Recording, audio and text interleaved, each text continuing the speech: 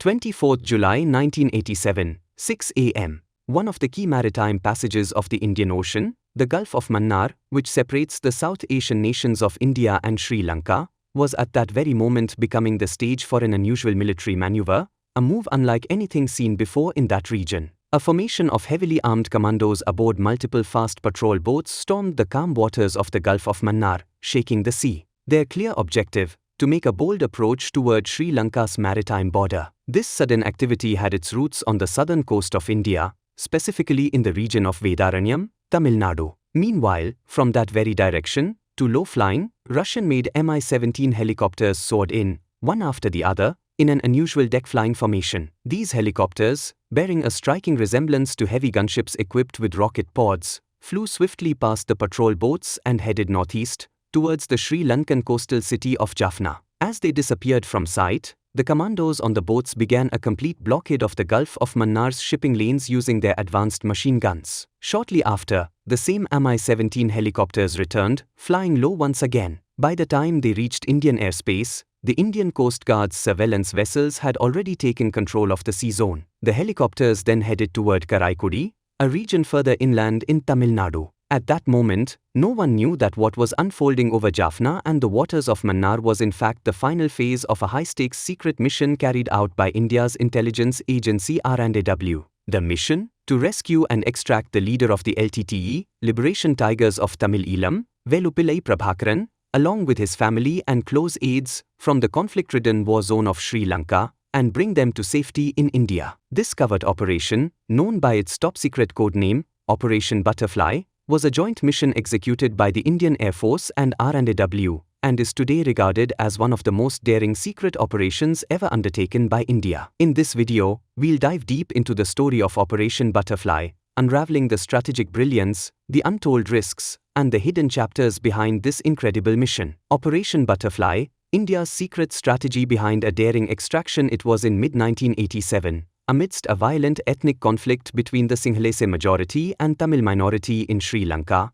that the initial planning for India's covert operation began. In May of that year, during the peak of the Sri Lankan civil war, the Sri Lankan armed forces launched a major military campaign called the Vadmarachi Operation, targeting Jaffna, a crucial Tamil stronghold in the north. New Delhi viewed this campaign with great seriousness. India, at the time, held a secret sympathy towards the Tamil Tigers, LTTE, and the local Tamil civilian population. India had emerged as the most prominent supporter of the LTTE, which aimed to create an independent Tamil state by liberating the Tamil majority areas of Sri Lanka. India's primary concern was the survival of the LTTE and their continued control over northeastern Sri Lanka, as a means of safeguarding its strategic interests in the region. If the Vadmarachi operation succeeded, it would mean the total annihilation of the LTTE and the death of its leader, Velupillai Prabhakaran. India's external intelligence agency, the Research and Analysis Wing, RAW, submitted a detailed report to then Prime Minister Rajiv Gandhi, warning him of the grave consequences. The report emphasized that if India wished to maintain leverage over a hostile Sri Lankan regime leaning toward anti-India forces,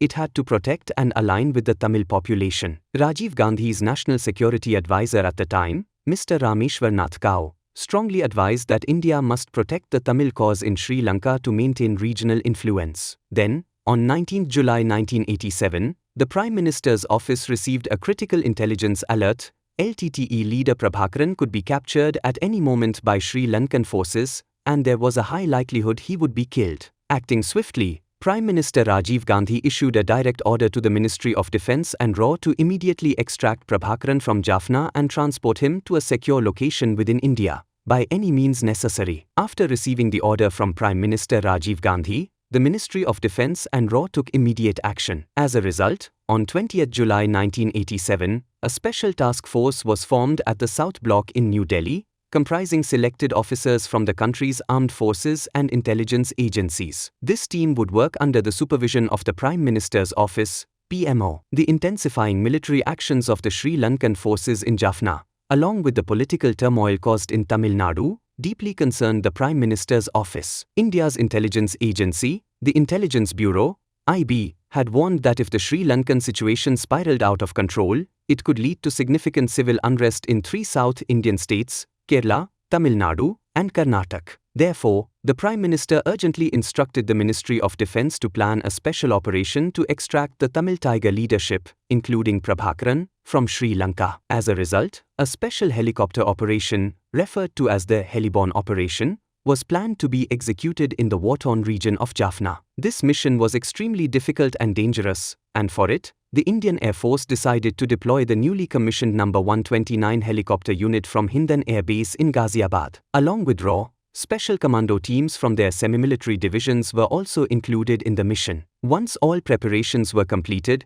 6 new Mi-17 helicopters, carrying personnel from the Indian Air Force and RAW Special Operations Team, awaited final approval from the PMO. Commencement of the action. After receiving the final approval from the PMO, the Indian Air Force and RAW Special Operations Team were waiting at Hindan Air Base in Ghaziabad, and at that time, a secret intelligence meeting took place at the South Block in New Delhi on the night of 21 July 1987, where Prime Minister Rajiv Gandhi gave his approval for the covert mission. As a result, Air Force Chief Dennis LaFontaine and RAW Chief A.K. Verma, along with Rajiv Gandhi's trusted officials, immediately instructed their teams to begin the helicopter operation towards Jaffna the following morning. On 22 July 1987, at 6 a.m., a fleet of 6 helicopters, including 6 Mi-17 helicopters from Indian Air Force's No. 129 Helicopter Unit, took off from Hindan Air Base and headed towards the Sulur Air Base in Tamil Nadu. This journey spanned over 2,000 kilometers,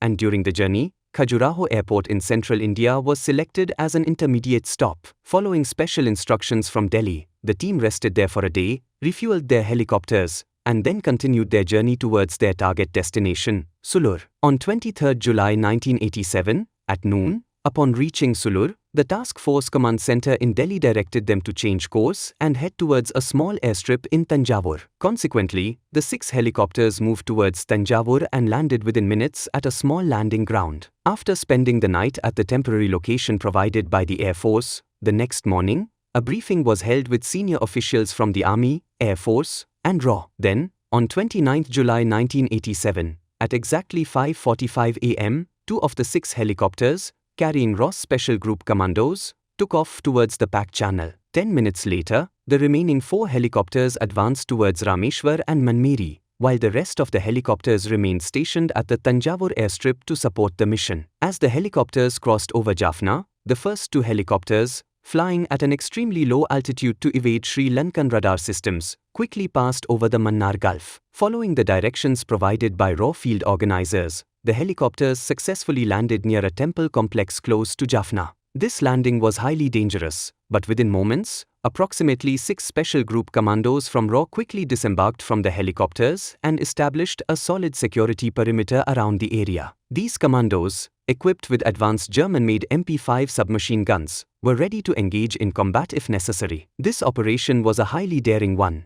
as the Sri Lankan military headquarters was just a stone's throw away. As time passed, the likelihood of the mission's failure grew, but the mission commander remained in constant contact with the control center in New Delhi. Within minutes, RAW agents managed to bring Velupillai Prabhakaran and his family from their hiding place in Jaffna to the helicopters. Following this, the task force was warned to cross the Sri Lankan airspace immediately, and without delay, the operation team decided to take off. After that, the Special Operations Team's helicopters once again flew at low altitude, crossing the Mannar Gulf and entering the Ramnathpuram district of Tamil Nadu. During this phase of the operation, an An-32 transport aircraft from the Aviation Research Center, ARC, provided critical air intelligence, maintaining constant communication with the control center in New Delhi, ensuring no interruptions to the mission. In less than an hour, the combined efforts of the Indian Air Force and RAW successfully concluded this special operation. The operation culminated at Tiruchirappalli Airport, where the Indian team airlifted Prabhakaran and his family first to Chennai and then to Delhi. Afterward,